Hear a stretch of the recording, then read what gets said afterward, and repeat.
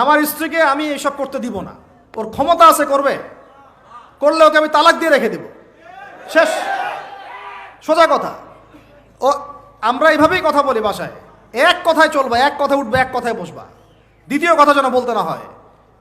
একদিন একটা ইস্যু নিয়ে মানে ঝগড়া তুল কালাম হয়ে গেল, আমি রাগ কন্ট্রোল করতে পারলাম না। বলছিলাম যে হাত মোজা ভালো করে পড়তে, হাত মোজা, হাত কথা বলার সময় দেখেন যদি আমি হাতে ভাবে উঁচু করি দেখা যায় এতটুকু। আমি বাসায় গিয়ে বলছিলাম যে হাত মোজা খুব ভালো করে এই পর্যন্ত পড়তে, এইটুক নিয়ে মনে হয় আমি 10 মিনিট ঝাড়ি দিয়েছি, মানে বকা দিয়েছি আর কি। একদম মাথা নিচু করে শুনছে, একটা কথা বলে নাই। আমি আমার পরিবারকে ঠিক করলে কেন আমার মানে স্ত্রী বাইরে যাবে, কিভাবে যাবে? আমি বলতেছি না যে সে বাইরে যাইতে পারবে না, প্রয়োজনে তার প্রয়োজন পূরণ করতে পারবে না, এমন তো না বিষয়টা। বেপর্দায় এভাবে যাবে কেন? বেপর্দায় ফিতনার মধ্যে কেন যাবে? আমার মেয়ে, আমি জন্ম দিলাম, আমি বড় করতেছি, আমি খাওয়াই, মানে আমি খাওয়াই বলতে মানে কি, আমরা উপার্জন করি, আমরাই খেতে খাওয়াই নাকি? আমরা ওসিলা না রিজিকের, আমরা কামাই রোজগার করে নিয়ে আসি। আমি খাওয়াই বলতে বোঝাচ্ছি আমরা কামাই রোজগার করে নিয়ে আসি, আমাদের ভালোবাসা দিই, মহব্বত করি, তিলে তিলে আদর মহব্বত দিয়ে বড় করি। আমার মেয়ে কেমন করে বাইরে যায়? কেমন করে বাইরে যাবে? কোন সাহসে যাবে? আমি বাবা হয়ে বেঁচে থাকতেও কিভাবে যাইতে পারে? গেলে ওকে একদম খাওয়ার বন্ধ করে দিবেন একদম। আমার ছেলে বালেগ হয়েছে, নামাজে যাবে না কেন? যাবে না কেন? যদি না যায় আমি ওর খাওয়া বন্ধ করে দিব। শাসন করতে হবে সবসময়, কিন্তু মিষ্টি কথা চিরা ভিজে না। আল্লাহ পাক কোরআনের মধ্যে হেদায়েত দিতে উৎসাহিত করেছেন, এখানেই আবার আইনগুলো নাজিল করেছেন। মানে সবসময় মানুষকে দাওয়াত দিয়ে বুঝিয়ে সুঝিয়ে কাজ হয় না, মাঝে মাঝে পিটানো লাগে, লাগে না? শাসন লাগে না? লাগে। তো আমরা যদি আমাদের পরিবারের মেয়েদেরকে নিয়ন্ত্রণ করতে পারি, ছেলেদেরকে নিয়ন্ত্রণ করতে পারি, দেখবেন আস্তে আস্তে ইনশাআল্লাহ এটা কমে গেছে। আর যদি এভাবেই গা ছাড়া দিয়ে দেন, আমি বলেছি বেশি দিন লাগবে না, আর 10টা বছর পরে নাউজুবিল্লাহ আমরা আশ্রয় চাই আল্লাহর কাছে, এমনটা যেন না হয়। দেখবেন যে এটা এমন হারে বেড়ে গেছে যে ঘরে ঘরে সমকামিতা ঢুকে যাইতে পারে, নাউজুবিল্লাহ। এই তাদাত, এই সংখ্যা দিন দিন বাড়তেছে। আপনাদের শহরে, আপনাদের এই অনেক এই যে এখানে আমি অনেক মাহফিল করেছি, অনেকেই আমাকে চিরকুট দিয়েছিলেন যে ভাই এখানে সমকামিতা বেড়ে যাচ্ছে, এই বিষয়ে কিছু বললেন। চিন্তা করেন, ভিতরে ভিতরে এগুলো চলতেছে, হোটেলে হোটেলে চলতেছে। আপনারা ভালো মানুষে যে বসে থাকলে হবে না, এত ভালো মানুষ হতে আল্লাহ পাক বলেন নাই। আল্লাহ পাক বলেছেন সৎ কাজে আদেশ করো, অসৎ কাজে কি করো? নিষেধ করো। এবং আপনি আপনার জায়গায় আল্লাহ বিরোধী কোনো কিছুকে প্রশ্রয় দিবেন না, ব্যাস। সরকার কোথায় যায় যাক, প্রশাসন কি করে করুক, ওটা আমার দেখার দরকার নেই। আমি আমার জায়গা থেকে আল্লাহ এবং রাসূলের বিরুদ্ধে কোনো কাজ করব না, সিম্পল।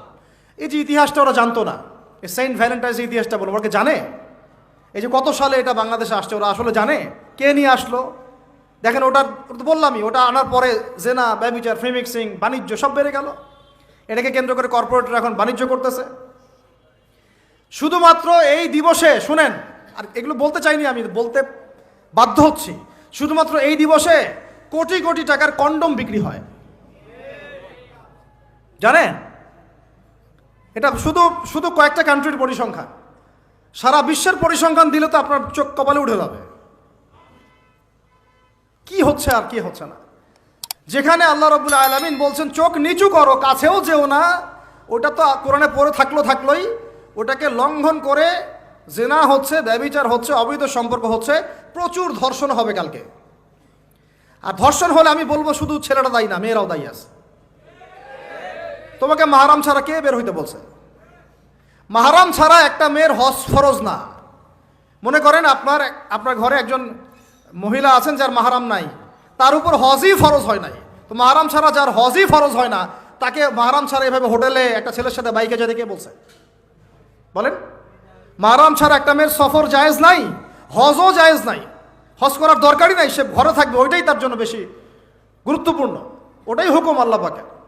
আর সে মাহরাম ছাড়া এইভাবে এখানে ওখানে ঘুরে বেড়াবে, ছেলের সাথে আড্ডাবাজি করবে, টাঙ্কি মারবে, চটপটে ফুচকা খাবে, এরপর 4টা-5টা ছেলে মিলে ওকে ধর্ষণ করে দিলে সব দোষ ওই ছেলের উপর আসবে?